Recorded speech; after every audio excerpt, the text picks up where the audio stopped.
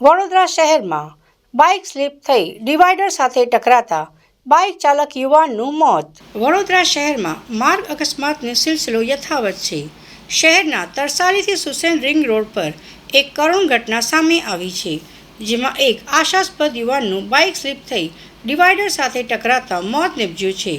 Annapurna hotel પાસે સર્જાયેલા આ અકસ્માતે સમગ્ર વિસ્તારમાં અરેરાટી મચાવી દીધી છે.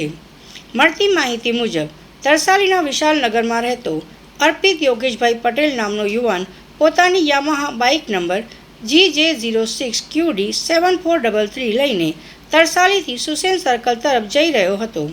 આ દરમિયાન અન્નપૂર્ણા હોટલની સામે અચાનક બાઇક પરથી કાબુ ગુમાવતા બાઇક જોરદાર સ્લીપ થઈ ગઈ હતી. બાઇક સ્લીપ થયા બાદ અર્પિત સીધો ડિવાઈડર સાથે ટકરાયો હતો. આ ટક્કર એટલી ભયાનક હતી કે યુવાનને કપાળ, નાક અને કાનના ભાગે ગંભીર ઈજાઓ પહોંચી હતી. અકસ્માતને પગલે આસપાસના લોકો તાત્કાલિક મદદ માટે દોડી આવ્યા હતા. સ્થાનિકો દ્વારા તાત્કાલિક 108 ઇમરજન્સી સેવાને જાણ કરવામાં આવી હતી. ઈજાગ્રસ્ત અર્પિતને તાબડતોડ SSG હોસ્પિટલ ખાતે ખસેડવામાં આવ્યો હતો.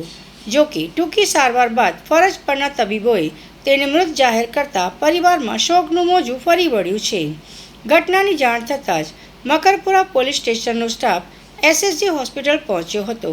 પોલીસે યુવકના મૃતદેહને પોસ્ટમોર્ટમ અર્થે ખસેડી અકસ્માત અંગેનો ગુનો નોંધી આગળની કાયદેસરની તપાસ હાથ ધરી છે.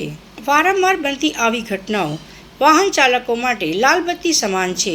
સ્પીડ પર કાબૂ અને સાવચેતીથી કિંમતી જીવ બચાવી શકાય.